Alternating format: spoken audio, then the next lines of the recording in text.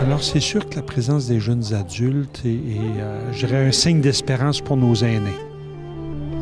C'est qui a préparé? Tu m'as dit tout à l'heure, c'est qui a... C'est Mathémarie. Oh! C'est pour ça que ça sent bon comme ça. On est dans un contexte de mission. Il n'y a plus de contexte de pastoral. Je vais le mettre. Ah ouais, on se laver les mains. Avant de se laver. Mais je comprends pas. Alors, on est actuellement dans l'église Saint-Fidèle, le sanctuaire Notre-Dame de Rocamadour. C'est le lieu qu'on a choisi pour vivre la méditation de la Passion au cœur de l'unité missionnaire. Donc, toute l'unité missionnaire est invitée à venir ici ce soir. Donc, on n'a pas fait d'autres chemins de croix traditionnels dans les autres églises. On concentre ça ici au sanctuaire. La mission jeunesse Limoilou, au départ, se voulait un peu ce qu'on appelait autrefois la pastorale jeunesse. Moi, j'ai préféré appeler ça mission jeunesse parce que on est dans un contexte de mission. Il n'y a plus de contexte de pastoral où on a déjà des jeunes de foi qui pratiquent, où on peut faire de la pastorale avec eux. Donc, c'était un peu un défi d'aller en mission auprès des jeunes de Limoilou.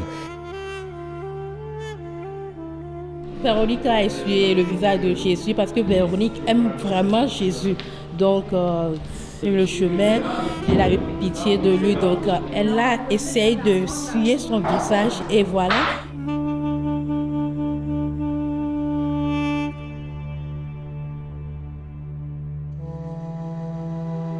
C'est une mission auprès des jeunes, auprès de tous les jeunes, de 18 à 45 ans. Certains me demandent souvent pourquoi 45 ans. Tout simplement parce qu'on s'est rendu compte que de plus en plus des gens entre 36 et 45 sont en quête de foi, n'ont pas le baptême. Et alors, après une réflexion, méditation, on s'est dit, on ne peut pas les mettre à l'écart et rester fermés sur 18-35 ans. Ça va? Oui, merci. Alors, le déroulement des rencontres s'est bien passé parce qu'ils ont pris rapidement l'initiative de se rencontrer à chaque semaine, et ça, je pense, depuis le début du mois de janvier.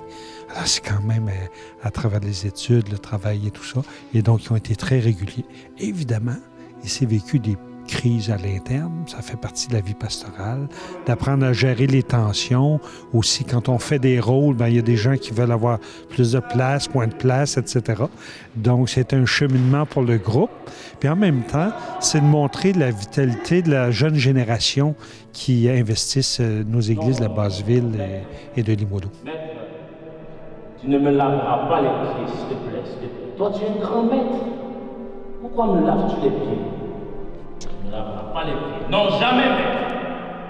Si je ne te lave pas, alors tu ne pourras pas prendre part avec nous.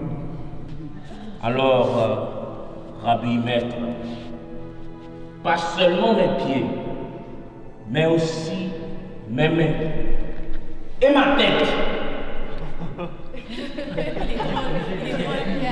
Les choses évoluent avec le temps en fonction des personnes. Parce que la particularité de Limoilou, de la basse ville de Vanier, c'est que on a beaucoup de nouveaux arrivants dans notre secteur.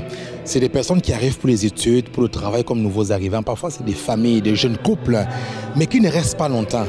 Ils restent environ entre 6 et 24 mois maximum. Après, ils sont appelés à partir. Donc, ce qui veut dire que la mission, à chaque fois, elle se renouvelle. Elle est à repenser en fonction des gens qui passent, qui viennent. On est obligé de s'ajuster, d'accueillir et d'être attentif au souffle de l'esprit avec les gens qui viennent, qui frappent à nos portes. Et je suis obligé, moi, les collaborateurs et collaboratrices, nous sommes obligés à nous ajuster à ce monde qui vient parce que c'est eux que nous sommes envoyés et on s'ajuste à eux.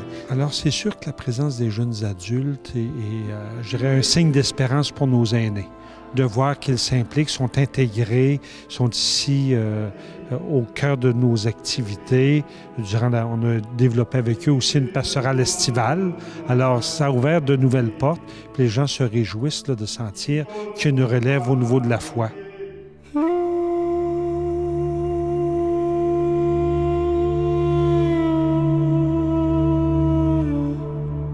Un des fruits, c'est la méditation de la Passion du Christ cette année. Parce que c'est un des jeunes qui habituellement vient au repas de partage de la parole qui est offert à tous les jeunes de la mission jeunesse Limoilou-Basse-Vanier, ainsi qu'à toutes les jeunes personnes, jeunes adultes qui demandent un sacrement. C'est des repas conviviaux où on ouvre la parole de Dieu et c'est à travers ce projet qu'un jeune m'approche, me dit « Mais pourquoi on ne joue pas la passion de Jésus sous forme de théâtre comme on le fait dans nos pays ?»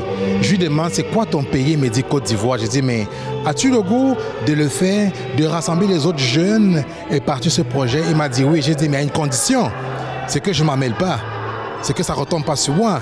Tu portes le projet, moi je suis prêt à en parler aux autres jeunes, à te laisser de la place dans nos communautés chrétiennes au cours des messes pour interpeller les jeunes. Et c'est le défi qu'il s'est donné et il l'a fait. Qu'est-ce qu'il fait encore le maître? Il est en train de s'habiller. C'est peut-être encore une parabole. Vous m'appelez Maître Seigneur, car je le suis.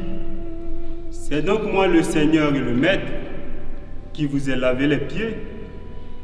Vous aussi, vous devez vous laver les pieds, les uns les autres. C'est un exemple que je vous ai donné. Amen.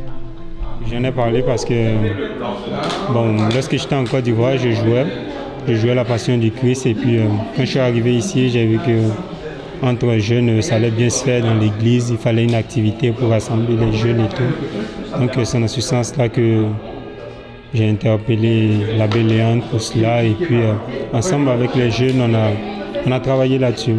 Entre nos jeunes, il faut beaucoup être patient, il faut s'apprendre de la patience et puis trouver les bons mots à chaque moment parce que les turbulences ou les désaccords, il y en a tout le temps, mais il faut trouver les bons mots à chaque fois. La passion du Christ, en général, elle apporte à tout le monde.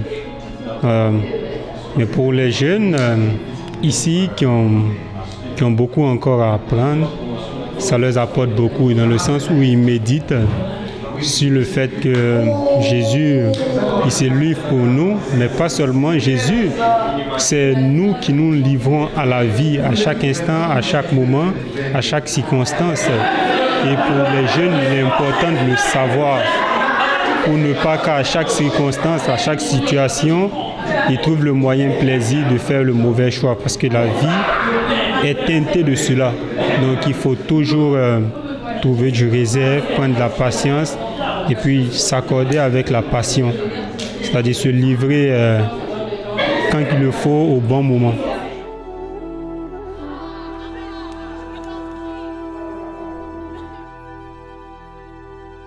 Le conseil que je peux donner, c'est ne jamais ridiculiser la demande d'un jeune qui vient d'ailleurs. Toujours prendre le temps d'accueillir, d'écouter. Ne jamais juger sur les apparences, ni sur l'accent. Toujours prendre le temps avec chaque jeune. Parce que chaque personne, peu importe ta couleur, ton origine, ta provenance, ton ethnie, tu es une histoire sacrée. Peu importe, parce que quand je parle de nouveaux arrivants, il ne faut pas simplement voir des immigrants noirs. Il y a de nouveaux arrivants blancs aussi, de France, du Québec, qui viennent d'autres villes, qui sont seuls à Québec. Tout ce monde-là est intégré. Et moi, je lance une interpellation à tous les chrétiens et chrétiennes de notre archidiocèse de Québec. Prenez le temps avec cette personne, même si vous êtes pressé. Un bonjour, un salut, d'où tu viens, comment tu t'appelles. Vous serez surpris. Ces jeunes-là, chacun a une histoire particulière. Si ces jeunes sont là aujourd'hui, à l'aise, intégrés au Québec, même pas seulement dans la ville du Québec, même à l'extérieur, c'est parce qu'ils ont été interpellés individuellement à une messe, à un rassemblement, parce que lui-même a goûté l'accueil et ils vont vers les autres. C'est le conseil que je donne à tous mes frères et sœurs chrétiens du diocèse de Québec.